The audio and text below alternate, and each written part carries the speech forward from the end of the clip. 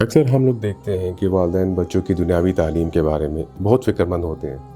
اگر اسکول میں کسی مضمون میں کم نمبر آ جاتے ہیں تو اضافی ٹیوشن لگا دیتے ہیں اور کوشش کرتے ہیں کہ دنیاوی تعلیم میں کچھ کمی نہ رہ جائے۔ لیکن اس کے برعکس بچوں کی نماز یا قرآن پڑھنے کی بات آتی ہے تو والدین صرف اس بات پر خوش ہو جاتے ہیں کہ بچے 1 یا 2 نمازیں پڑھ لیتے ہیں یا کچھ سبق قرآن کا بھی پڑھ لیا ہے۔ سوچنے کی بات یہ ہے کہ اگر والدین بچوں کے دنیاوی معاملات میں کوئی سمجھوتا نہیں کرتے تو دین کے معاملے میں کیوں؟ ہم لوگ بچوں کی ایکسرسائز اور کھیل کود پر پوری توجہ دیتے ہیں، لیکن 5 وقت نماز میں صرف 2 یا 3 پڑھ لیں تو کہتے ہیں کہ کافی ہے، اور ان پر اتنا بوجھ نہیں ڈالنا چاہیے اور نہ سختی کرنی چاہیے، اور یہ گمان کرتے ہیں کہ ان کے دل میں نماز کی اہمیت خود ہی آ جائے گی۔ یہ بہت افسوس کی بات ہے کہ والدین دنیاوی معاملات میں بچوں کی کسی چیز پر سمجھوتا نہیں کرتے، لیکن دینی اعتبار سے کیوں نہیں سوچتے کہ جو کہ اصل کامیابی ہے۔